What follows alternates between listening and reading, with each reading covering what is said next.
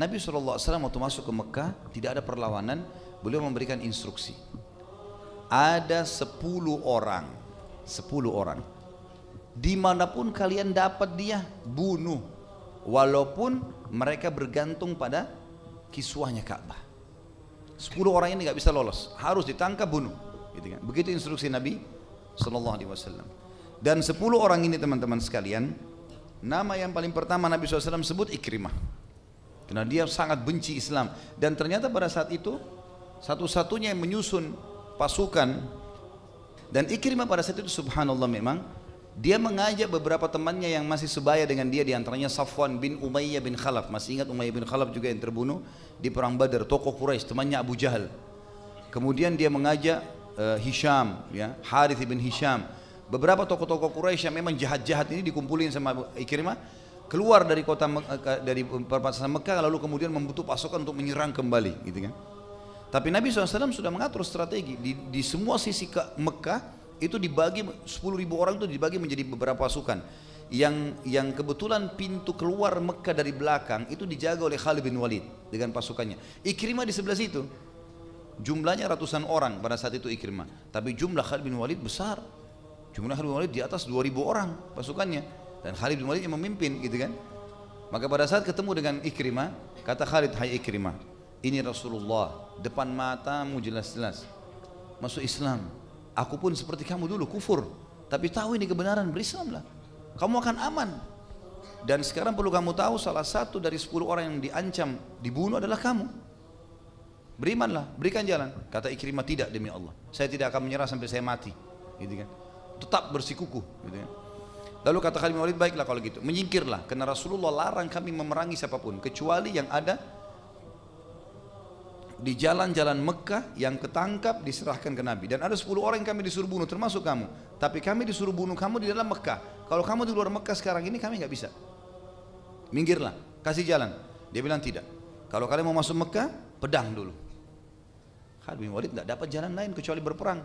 Akhirnya diseranglah pasukan Ikrimah dan terbunuh kurang lebih 23 orang. Dan Ikrimah sempat melarikan diri pada saat itu ke arah kota Jeddah, gitu kan. Kemudian dia keluar dari Jeddah naik kapal, entah mau kemana, dia belum tahu arahnya, gitu kan. Yang jelas dia mau melarikan diri. Ummu Hakim, istrinya Ikrimah, pada saat itu teman-teman sekalian, Ikrimah naik di atas kapal, kemudian dia melihat satu kejadian. Di kapal pada saat itu tergoncang dengan sangat kuat dengan ombak yang besar. Dan kebetulan di atas kapal semua Abu Ikrimah kenal. Kalau ini penyembah berhala semua ini, penyembah berhala semuanya. Tidak ada satupun orang yang muslimin yang sudah tahu masalah itu, gitu. Maka yang terjadi teman-teman sekalian, Ikrimah melihat semuanya pada saat ombak menghantam dengan keras dan mau tenggelam kapal, semuanya mengatakan, ya Allah selamatkan kami. Enggak ada satupun yang manggil berhalanya, gitu. Maka Ikrimah berkata, tentu yang akan menyelamatkan di lautan, dia akan selamatkan di daratan. Berarti yang Muhammad panggil benar ini. Gitu kan. Mulai sedikit tersentuh dengan keislaman pada saat itu. Ini awal tersentuhnya dengan masalah Islam. Ummu Hakim, istrinya, masuk Islam bersama dengan Hindun dan teman-teman yang lain, dan ikut dalam baiat tadi wanita-wanita.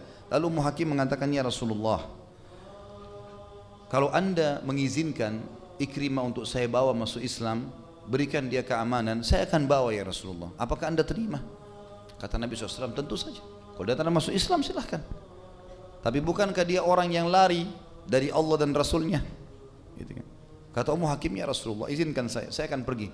Maka Nabi SAW mengatakan iya silakan. Ummu Hakim pun keluar dari Mekah menuju ke Jeddah, tanya sana sini tentang suaminya sampai diketahui naik kapal, gitu. Dan ternyata kapal itu dengan hikmah Allah di tengah lautan dihantam ombak besar. Karena ketakutan melanjutkan perjalanan, kembali lagi ke Jeddah. Pas Ummu Hakim tiba di pelabuhan, Ikrimah turun dari kapal. Maka Ummu Hakim mengatakan, wahai Ikrimah, aku telah datang dari sisi Rasulullah SAW. Jelas-jelas utusan Allah. Kamu tahu dia utusan Allah. Cukuplah ayahmu telah berbuat kesalahan.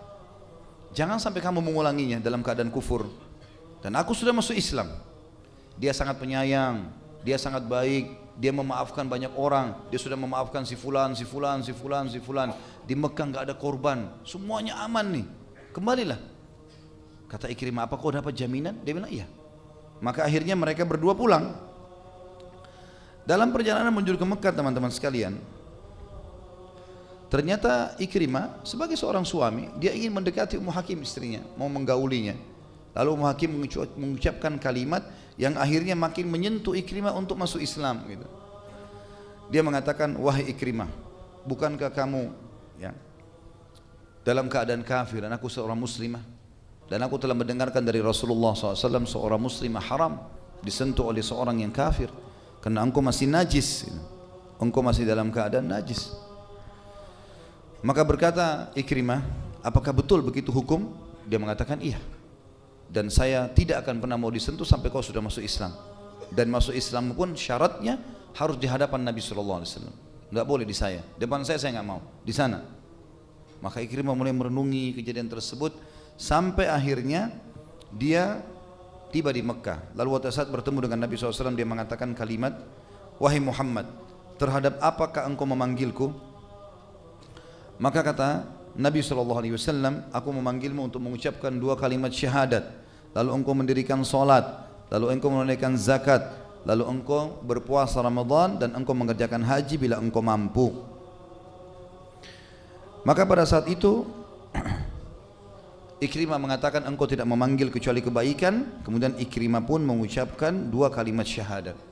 Dan Nabi SAW gembira dengan hal tersebut, lalu berkata, sesungguhnya Ikrimah bin Abi Jahal telah datang kepada kalian dalam keadaan beriman, dan dia niat hijrah dari kekufurannya kepada keimanan. Maka janganlah kalian mencela ayahnya. Perhatikan kalimat ini teman-teman, ini akan jadi sebuah hukum, nanti kita jelas dalam durus wal ibar, pelajaran-pelajaran kita. Kata Nabi SAW, jangan kalian celah ayahnya, karena mencela orang yang sudah mati dapat menyakitkan orang yang masih hidup, walaupun celaan itu tidak sampai kepada orang yang sudah mati. Maka Nabi SAW juga mengucapkan di depan para sahabat supaya jengkel mereka hilang kepada Ikrimah yang tadinya memang memerangi Islam. Selamat datang pengendara yang berhijrah. Ikrimah lalu bertanya, apakah anda memberikan aku jaminan ya Rasulullah? Kata Nabi SAW, iya. Ikrimah teman-teman sekalian, setelah masuk Islam, ada hal mendasar yang perlu kita ketahui. Dan subhanallah, ini sesuai dengan hadis Nabi SAW ya. Ada 3 orang yang akan merasakan kenikmatan iman. Salah satunya adalah orang yang merasakan kekufuran yang luar biasa, benci dengan Islam, kemudian dia masuk Islam dengan hidayah dari Allah. Orang seperti ini luar biasa Islamnya, dia akan merasakan kenikmatan. Dan Ikrimah terbukti pada saat itu.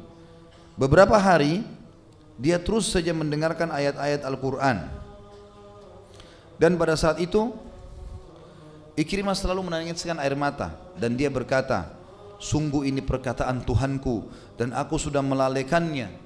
Sungguh ini perkataan Tuhanku dan aku sudah melalaikannya. Terus dia ulangi kalimat tersebut sambil meneteskan air mata. Dan Ikrimah teman-teman setelah masuk Islam, setiap kali bersumpah dia selalu mengatakan, tidak, demi zat Allah yang telah menyelamatkanku tidak terbunuh di perang Badar bersama ayahku. Dan sering juga dia ucapkan, sungguh aku akan membalas keburukan ayahku dalam Islam dengan kebaikan-kebaikan. Dia mengatakan, ya Rasulullah, apapun, berapapun aku pernah infakkan di masa kebodohanku dan kejahilianku dulu sebelum Islam, berapapun aku keluarkan, berapa dirham, berapa dinar, maka sekarang aku akan mengeluarkannya di jalan Allah sebagai tebusannya.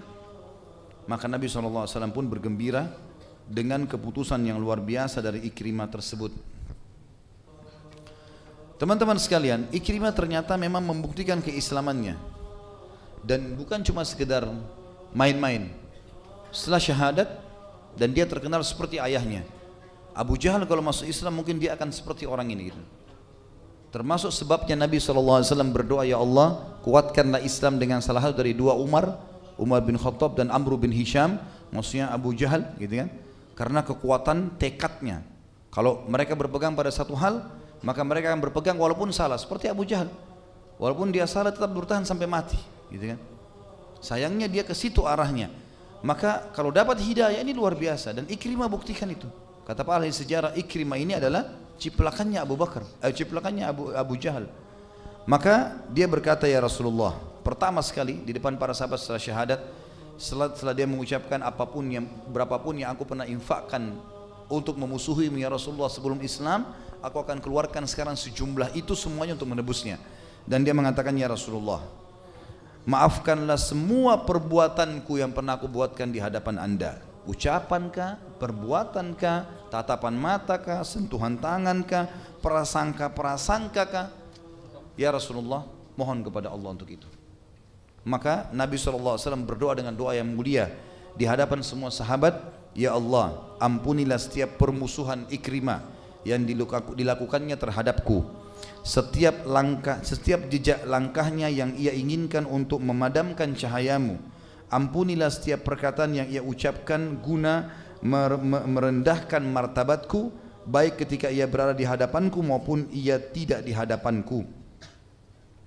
Maka Ikrimah pun bersyukur kepada Allah dengan doa tersebut yang menandakan berarti dia telah lepas dari apa yang sedang menimpa dirinya dari bahaya yang. Ikrimah radhiyallahu anhu setelah masuk Islam, selain memang dia sering menangis kalau setiap lihat Al-Quran, dia angkat Al-Quran yang ada di pelapa kurma, ditaruh di dadahnya, ditaruh di mukanya sambil menangis di depan orang. Dan memang dia bukan buat-buat, dia mengatakan, ini perkataan Tuhanku yang aku lalaikan, ini perkataan Tuhanku yang aku lalaikan, terus saja begitu. Dan kalau dia bersumpah, dia mengatakan demi zat yang telah menyelamatkanku tidak terbunuh di perang Badar. Artinya dia betul-betul merasa kalau dia terbunuh bersama dengan ayahnya luar biasa ini gitu. Pada saat itu tidak akan masuk surga ini. Dan dia ternyata mengikuti semua peperangan yang tersisa dari peperangan Nabi SAW, di antaranya perang Hunain, ya. Kemudian semua peperangan yang dibentuk oleh Abu Bakar di zaman khilafahnya juga dia ikut. Dan puncaknya pada saat dia berperang di zaman Umar bin Khattab dan terbunuh menjadi syahid di perang Yarmuk. Umar bin Khattab radhiyallahu anhu membentuk pasukan yang besar pada tahun 15 Hijriah dipimpin oleh Abu Ubaidah bin Jarrah dan Khalid bin Walid menuju ke wilayah negeri Syam. Dan di sana di tahun 15 Hijriah terjadi perang Yarmuk melawan Romawi. Umar bin Khattab mengutus Sa'ad bin Abi Waqqas radhiyallahu anhu dengan tadi 12.000 pasukan ke negeri Syam, kemudian yang ke negeri Persia 30.000 orang. Dan juga berhasil memenangkan peperangan dikenal dengan perang Qadisiyah. Dan tahun 20 Hijriah Amr bin As ke negeri Mesir dan menembus Afrika. Yang jelas kita berbicara masalah perang Yarmuk. Perang Yarmuk ini perang yang sangat besar teman-teman sekalian. Khalid bin Walid pada saat itu masuk dalam pasukan bersama Ikrimah dan Al-Qa'qa' bin Amr atau bin Amir. Tiga sahabat ini terkenal sekali dengan keberaniannya dan kemahiran memainkan pedang. Khalid sempat meminta keduanya untuk mengawali peperangan, maka keduanya mulai bersyair dengan syair yang sangat luar biasa. Ikrimah bersama Al-Qa'qa' mengajak musuh untuk duel satu persatu melawan, dan akhirnya berduellah beberapa orang dari Romawi bersama Ikrimah atau Ikrimah dan Qa'qa', dan keduanya berhasil membunuh lawan-lawannya. Ikrimah berkata, aku telah memerangi Rasulullah SAW dalam beberapa kesempatan. Apakah hari ini aku akan berlari dari kalian? Siapa yang membaiat untuk mati? Kata Ikrimah. Jadi setelah beberapa hari peperangan, duel menang, perang berkecamuk sengit, maka Ikrimah mengatakan kepada beberapa sahabat, saya dulu selalu memerangi Nabi SAW dan saya menyesal dengan itu. Sekarang saya mau membuktikan kalau saya tidak akan lari dari peperangan dan saya akan memenangkan peperangan atau saya mati syahid. Siapa yang mau berbaiat untuk mati? Artinya musuh menang, pasukan menang atau kalah, kita nggak akan mundur. Ikrimah yang memimpin itu radhiyallahu anhu. Maka berkatalah beberapa sahabat, kami akan ikut, dan terkumpul pada saat itu 400 orang sahabat dan kesemuanya kesatria. Dan sempat yang mengikut dan ikut juga untuk membaiatnya adalah pamannya sendiri, saudaranya Abu Jahal. Juga ada yang masuk Islam di situ. Namanya Al-Harith bin Hisham. Kalau Abu Jahal kan Amr bin Hisham. Juga masuk Islam. Ya, setelah Ikrimah, dan Ikrimah mengajaknya. Juga ada yang ikut Dirar bin Azwar, dan juga Dirar bin Azwar salah satu tokoh Quraisy yang membaiat juga untuk mati, berperang sampai mati bersama Ikrimah. Mereka sempat berjuang dengan sangat gigih dan berperang di depan markas Khalid bin Walid sehingga luka-luka menghentikan pertempuran mereka. Ikrimah sempat dibawa kepada Khalid dengan tubuh penuh dengan luka. Khalid meletakkan kepalanya di pahanya. Kemudian Khalid bin Walid menyandarkan kepala ya, pamannya Amr ya, karena dua-duanya luka pada saat itu. Kemudian Khalid mengusap wajah mereka berdua dan meneteskan air ke tenggorokan keduanya. Pada saat itu pun akhirnya Ikrimah mati syahid. Tapi ada kisah di sini ya, yang berhubungan dengan masalah ini. Khalid bin Walid pada saat itu mengetahui kalau Ikrimah dan 400 orang yang sudah minta mati. Memang mereka tidak mau kembali. Jadi Khalid bin Walid sebagai pemimpin tidak sengaja, dengan sengaja memang tidak mengatakan mundurlah. Walaupun di malam hari mereka mau menyerang diizinkan saja. Biasanya harus instruksi pemimpin. Dan ternyata Ikrimah bersama dengan pamannya Amr terluka pada malam hari, dan akhirnya Khalid bin Walid sampai tadi meletakkan di pahanya, kemudian meminumkan air dan sempat mati syahid. Riwayat yang lain menjelaskan ada 3 orang sahabat yang kehausan, dan kisah masyhur tentang 3 orang ini, diantaranya Ikrimah. Ada seseorang sahabat yang bernama Abdullah mengatakan, saya lagi mencari sepupu saya untuk memberikan minum dan saya temukan dia berada di korban muslimin. Kemudian saya membawa jek airnya. Pada saat saya mau minumkan dan dia mengatakan air kehausan, maka dia mendengar, saya juga mendengar suara muslim yang lain di sebelahnya mengatakan air. Lalu dia berkata kepada saya, wahai sepupuku, berikanlah kepada saudara kita itu dulu. Kemudian saya pun membawa air ke sana. Kemudian saya mau minumkan. Begitu saya mau minumkan, ternyata terdengar suaranya Ikrimah. Kemudian Ikrimah, orang ini mengatakan, berikanlah minum kepada orang itu. Pada saat tiba di Ikrimah, baru mau dituangkan air sudah meninggal, mati syahid, gitu kan? Kemudian dia bilang, saya kembali ke orang kedua juga sudah mati. Saya kembali ke sepupu saya sudah meninggal. Sampai para ulama mengatakan, sungguh Ikrimah telah menutup hidupnya dengan kebaikan. Dan pada saat dia terakhir sebelum mati syahid, dia menyerang musuh sambil mengatakan, aku akan membalas dan menutupi kesalahan ayahku dengan pertempuran ini. Terus saja dia ucapkan itu untuk membuktikan memang kalau penyesalannya luar biasa. Jadi tadi memang pada saat kita sebutkan hal-hal yang buruk awalnya, ini bukan untuk mengenang keburukan beliau ya, tapi untuk menunjukkan bagaimana kemuliaan Islam sebagaimana saya ucapkan tadi di awal. Begitu juga Umar bin Khattab waktu kita ceritakan. Kita ceritakan pada saat dia menyiksa muslimin, pada saat dia mabuk. Tapi kita ceritakan juga bagaimana setelah dia masuk Islam, untuk menunjukkan memang Islam itu luar biasa. Dan seberat apapun dosa yang kita kerjakan bisa dimaafkan oleh Sang Pencipta Allah, asal sekarang ke depan, bukan lagi masa lalu. Dalam pepatah dikatakan, masa lalumu sudah berlalu. Kalau baik, bersyukurlah kepada Allah. Kalau buruk, berdosa, beristighfarlah kepada Allah. Hari ini milikmu, perbaikilah dan lakukan yang terbaik. Esok bukan milikmu, maka engkau hanya bisa berdoa dan berangan-angan. Jadi memang ini hal yang harus kita ketahui hari ini. Alhamdulillah, ke depannya itu yang kita lihat dan bukan lagi masa lalu kita. Kemudian dikatakan, Ibnu Katsir sempat berkata dalam tafsir beliau tentang ada yang berkata bahwa Ikrimah tidak dikenal melakukan dosa setelah masuk Islam. Dan ini sebuah fadilah tersendiri.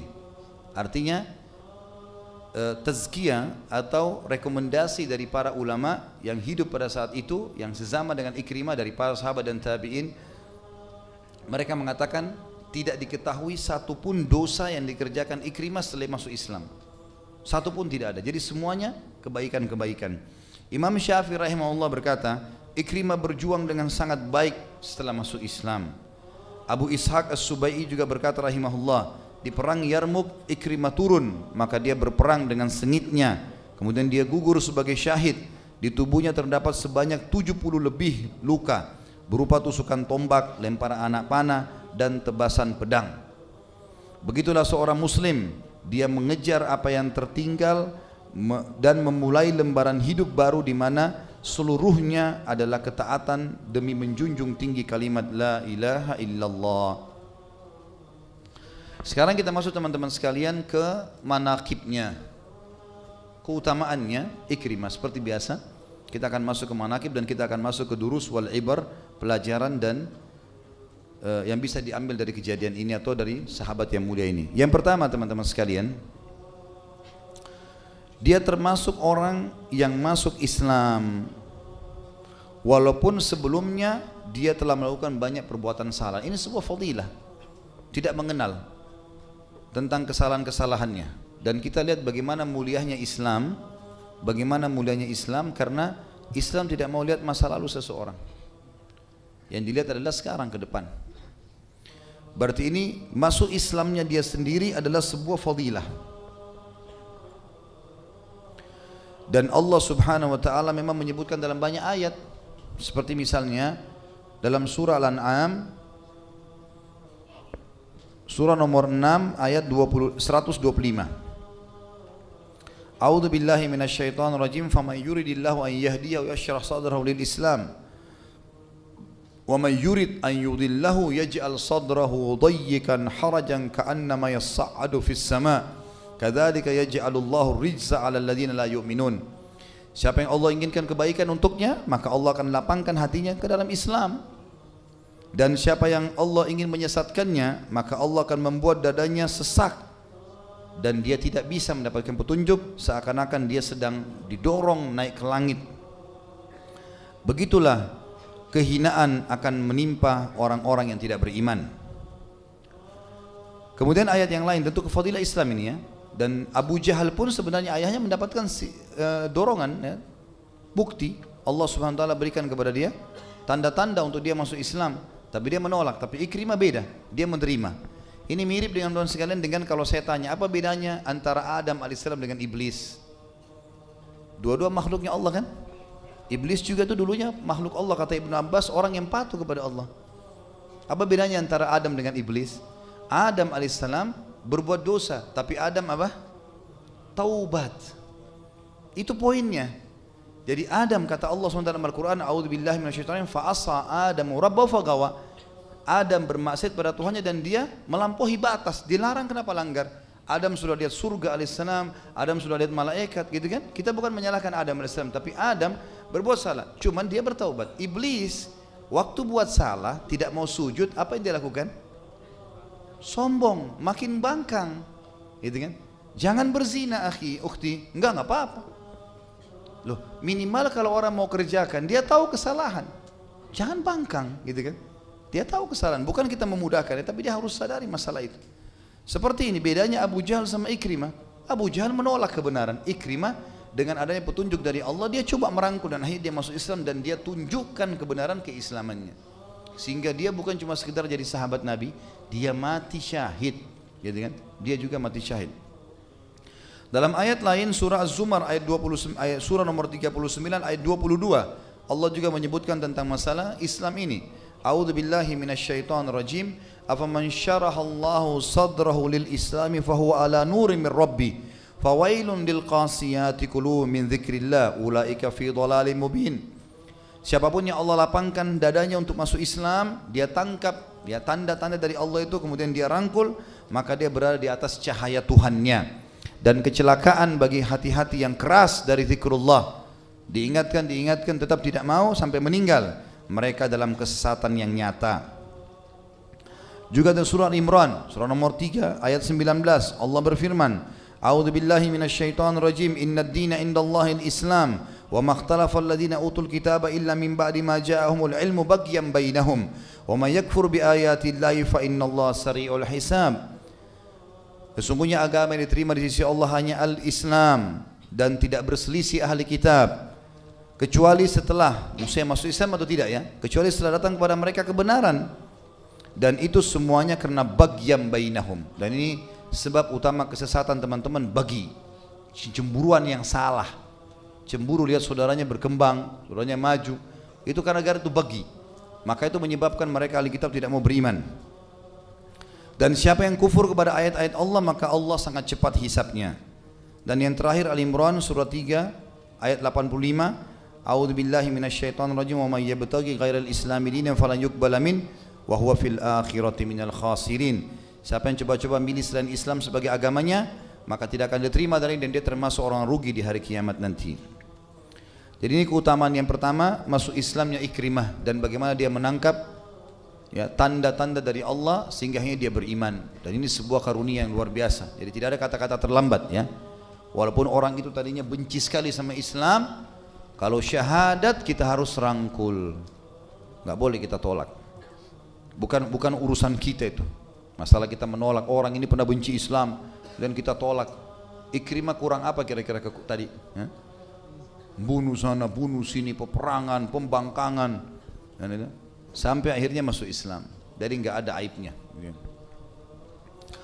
Kemudian yang kedua teman-teman sekalian, Ikrimah setelah masuk Islam disebutkan keutamaan dia adalah dia ikut menghancurkan semua berhala-berhala.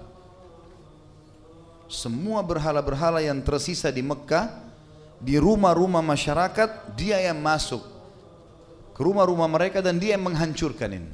Dan dia yang menghancurkan. Ini ada sebabnya teman-teman. Karena ternyata Ikrimah dulu ya, termasuk orang yang mendukung sekali berhala.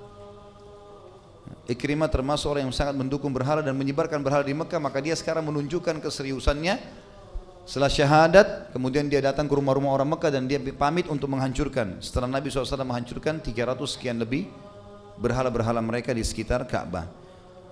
Kemudian yang selanjutnya yang ketiga adalah Ikrimah mengikuti peperangan bersama baginda Nabi SAW. Dan juga mengikuti peperangan bersama Abu Bakar, peperangan bersama Umar. Tapi peperangan yang diikuti bersama Nabi SAW tidak banyak. Yang ada hanya perang Hunain. Perang Hunain. Ya, ini perang melawan suku Hawazim tentunya. Ini kalau teman-teman ikuti di YouTube nanti ada ceramah saya insyaAllah. Setelah pembebasan kota Mekah ada bahasan tentang perang suku Hawazim ya, atau perang Hunain. Dan dia di situ punya peran yang sangat besar ya, karena dia termasuk berada di pasukan, di bagian depan pasukan, dan memang dia banyak berperan untuk mengalahkan musuh-musuh. Kemudian selanjutnya yang keempat adalah Nabi SAW setelah melihat keseriusannya dalam Islam, maka pernah menugaskan Ikrimah di musim haji, terutama di Haji Wada, untuk mengumpulkan zakat, dan dia menyempurnakan tugasnya. Tentu yang memegang zakat ini tidak boleh orang sembarangan, dia bisa menipu. Ya.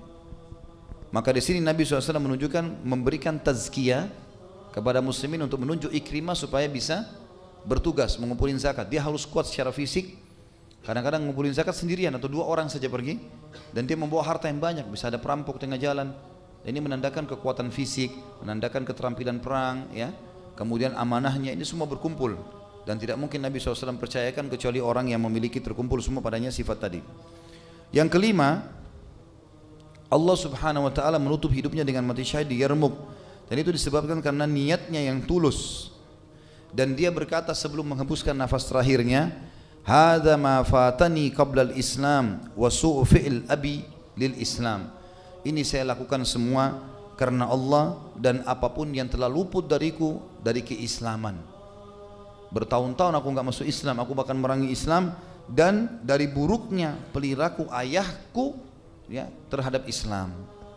Jadi dia mau mengharumkan kembali namanya dia, mengembalikan lagi citranya, dan menunjukkan kalau dia bukan seperti ayahnya yang dibenci oleh Allah dan Rasulnya. Yang keenam, dia betul-betul ya, jujur dalam taubatnya. Dan ini sebuah fadilah. Orang tidak boleh taubat setengah-setengah, hanya sekedar mau dibilangi oleh orang lain bertaubat. Tapi Ikrimah memberikan pelajaran kepada kita, betul-betul dia terbukti selalu kalau bersumpah, diantaranya dia mengatakan, tidak demi Tuhanku yang telah menyelamatkan aku dari kematian di perang Badr. Sambil megang Al-Quran dia menangis, dan sambil berkata, kalamu Rabbi, perkataan Tuhanku. Dan kemudian dia mengatakan, saya menyesal terhadap apa yang terjadi sebelum Islam. Kemudian dia menangis terisak-isak. Dan ini sebuah fadilah, ketulusan dalam bertaubat. Yang terakhir teman-teman sekalian, kita tutup dengan ad-durus wal ibar. Pelajaran apa yang bisa kita ambil dari kejadian sahabat yang mulia ini? Yang pertama, indahnya Islam, dan ini tidak pernah kita lupakan dan selalu kita ulang-ulangi teman-teman sekalian, indahnya Islam. Karena Islam hanya akan melihat keadaan orang hari ini ke depan, tidak melihat masa lalu seseorang.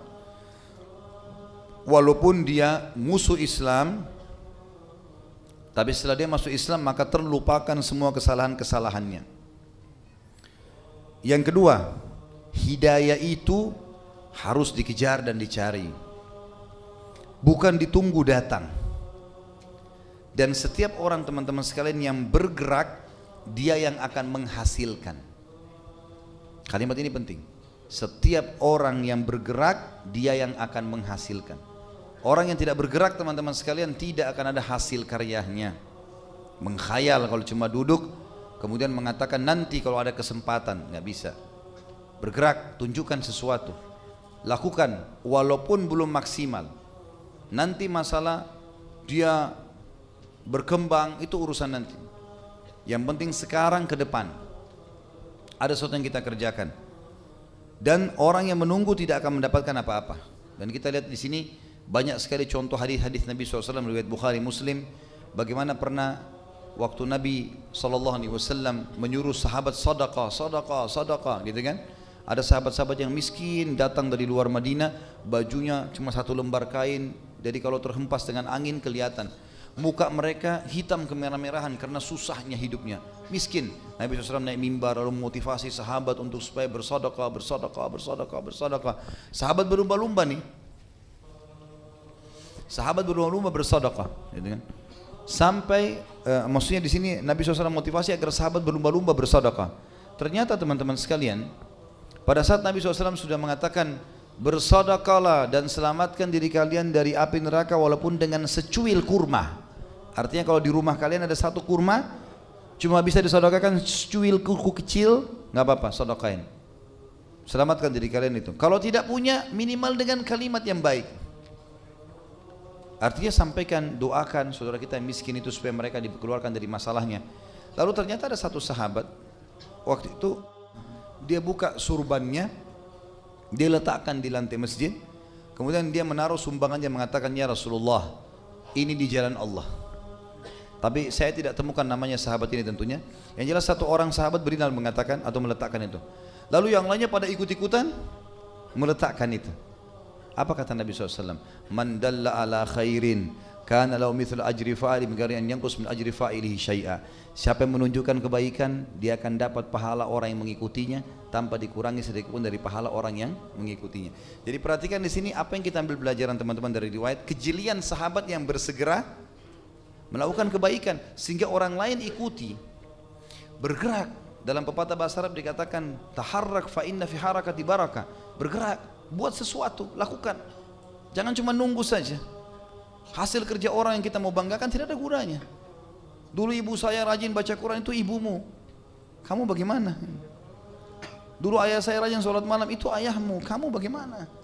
Adik saya hafal Quran, adikmu. Kamu bagaimana? Dalam pepatah bahasa Arab juga lain dikatakan laisal fata man yaqulu kana abi kada wa kada walakinnal fata man yaqulu ha ana dza. Bukan seorang anak muda yang cerdas yang mengatakan dulu ayahku begini dan begitu, tapi dia yang cerdas adalah yang mengatakan ini loh saya sekarang, ini hasil saya.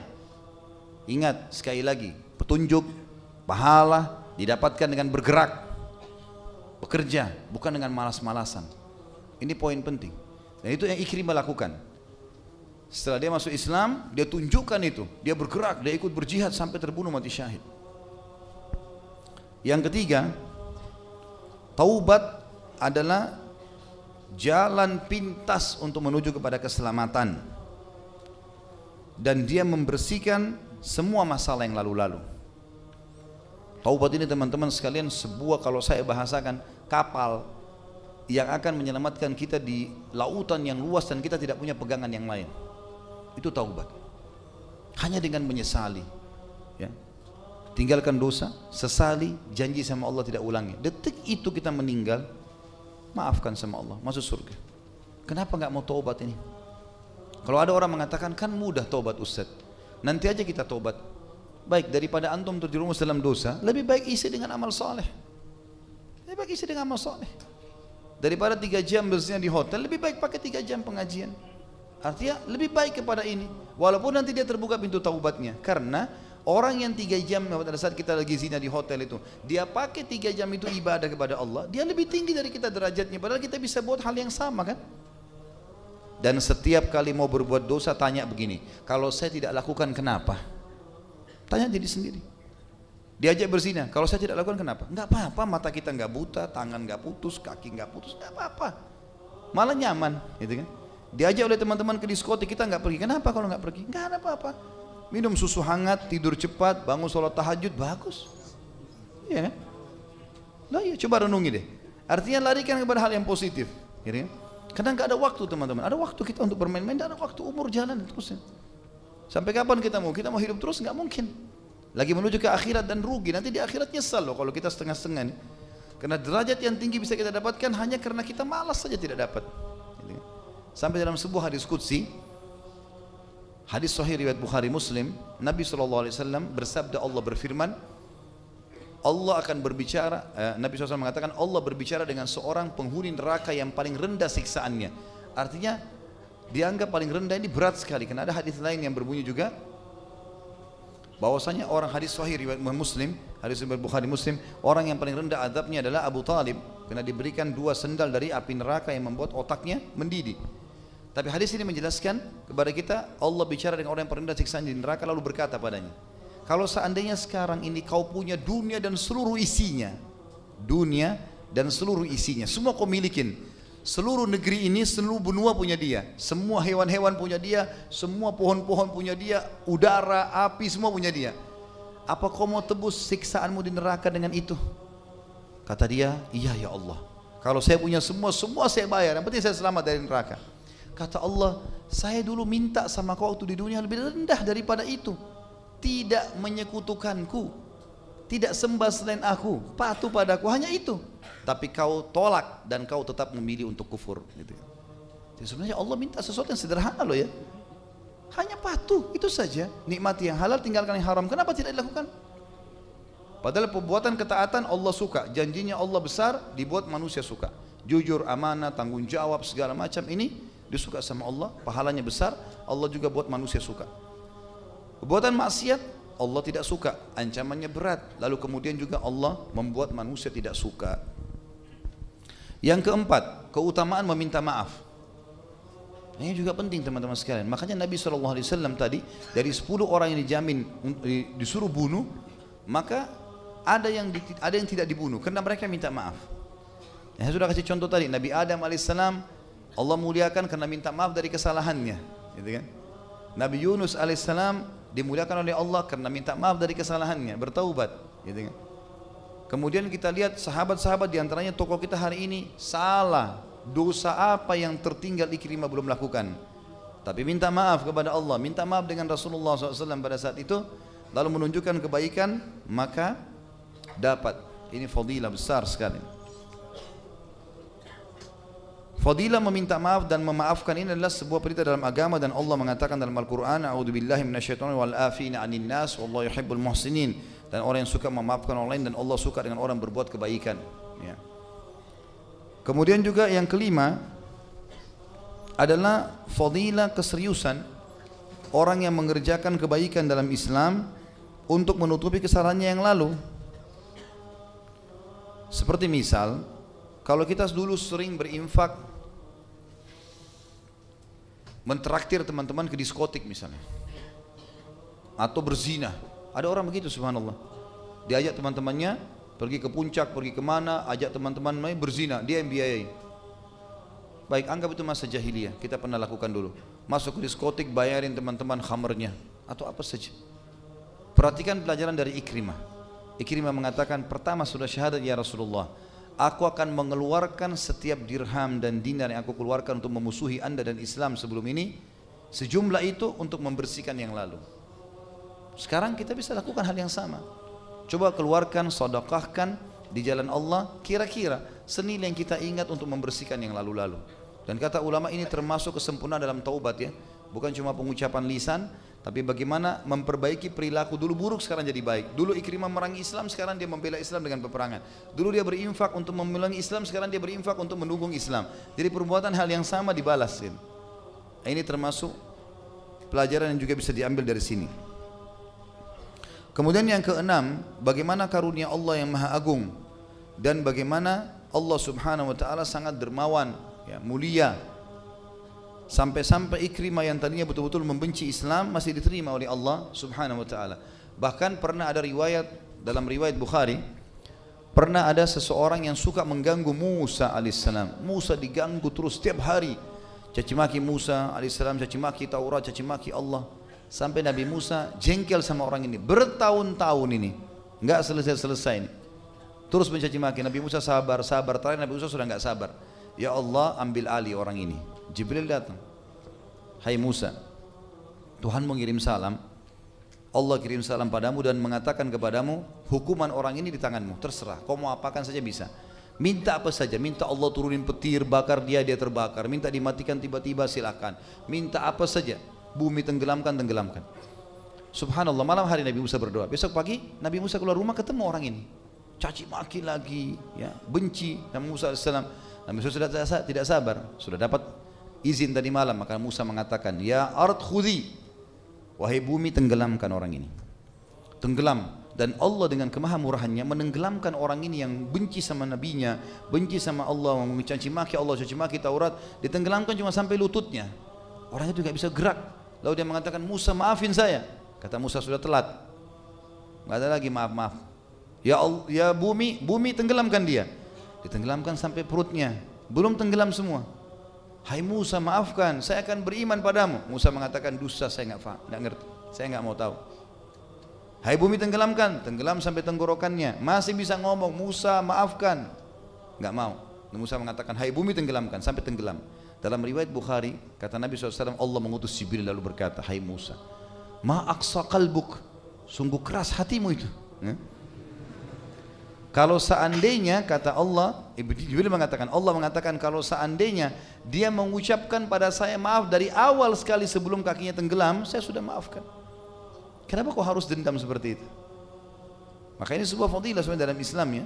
Jangan selalu dendam dengan orang. Kalau orang sudah minta maaf, sudahlah, selesai. Untuk apa kita simpan-simpan? Toh Allah SWT juga akan memaafkan kita. Saya juga pernah sebutkan kisah Muslim bin Abi Muslih, sepupu Abu Bakar radhiyallahu anhu ajma'in, yang pernah dibiayai oleh Abu Bakar hidupnya. Tapi ternyata waktu tersebarnya fitnah zinanya Safwan dan Aisyah radhiyallahu anhu ajma'in, maka Muslim bin Muslih termasuk orang yang menyebarkan isu. Waktu Abu Bakar tahu radhiyallahu anhu, Abu Bakar berhentiin nafkahnya, nggak ada lagi bantuan tiap bulan. Abu Bakar nggak mau salam sama dia, gitu kan? Ini orang ini sudah dibantu kok gini, malah nyebarin fitnah keluarganya lagi. Maka turun firman Allah dalam surah An-Nur, ala tuhibbuna an yaghfirallahu lakum, tidak maukah kalian Allah mengampuni kalian dengan memaafkan orang lain? Tuh, ayat ini turun kepada Abu Bakar. Abu Bakar mengatakan, tentu saya mau Tuhanku. Lalu Abu Bakar sebagai bukti dia mengucapkan kalimat depan Muslim bin Abi Muslih, saya sudah maafin kamu. Nafkahnya dikembalikan oleh Abu Bakar. Tapi memang sudah begitu dalam Islam. Kita disuruh memaafkan, teman-teman sekalian. Allah saja memaafkan, bagaimana dengan kita? Dan yang terakhir, yang ketujuh adalah bagaimana fadilah jihad, perang, ya, dalam Islam, dan bagaimana fadilah mati syahid yang sudah sering kita ulang-ulangi tentunya, teman-teman sekalian, dan tidak kita ulangi lagi pertemuan sekarang. Bagaimana Islam itu sangat memotivasi untuk seseorang berjihad, dan bagaimana Ikrimah bin Abi Jahal yang begitu masuk Islam sudah mendapatkan informasi dan mereka tidak menunda lagi. Cuma saya menyebutkan sebuah kata saja, bila Allah mudahkan satu waktu ada jihad yang benar sesuai dengan Al-Quran dan Sunnah, memang ada panduannya, memang ada penyebab-penyebabnya, maka jangan tunda, teman-teman sekalian. Karena memang mati akan datang dimanapun kita berada, kapanpun, dimanapun. Kita sedang ada di rumah, di ranjang atau di medan perang, tetap akan mati. Dan Islam mengajarkan kita untuk mati syahid. Serta yang kedua yang perlu digarisbawahi, orang kalau terbunuh oleh musuh, maka tidak lagi dia rasakan apa yang sedang dilakukan oleh musuh tersebut. Misalnya tusukan, misalnya bom, misalnya tembakan. Karena mereka hanya merasakan satu, sakaratil maut, ruhnya dicabut, ya, dari tubuhnya. Dia nggak rasa lagi, aduh dada saya sobek kena tembakan peluru, atau kepala saya meledak kena bom. Itu nggak ada lagi sudah. Kita cuma lihat malaikat maut cabut ruh kita, selesai. Ya, kalau orang mukmin maka akan mudah seperti air dari mulut kendi. Dan kata Nabi SAW, semua orang merasakan sakaratil maut kecuali syahid yang hanya merasakan seperti gigitan semut saja, gitu kan? Sedikit sekali, kemudian baru dia mati. Belum lagi dia pada saat keluar ruhnya, maka akan dibawa, ditaruh dalam pelatuk burung yang berwarna hijau yang keliling-keliling di surga. Semua selain syahid ada di alam barzah di kuburan, tapi mereka ini sudah keliling-keliling di surga. Dan banyak sekali fadilah-fadilah yang sudah kita sebutkan pada pelajaran-pelajaran kita yang sebelumnya. Allahu a'lam.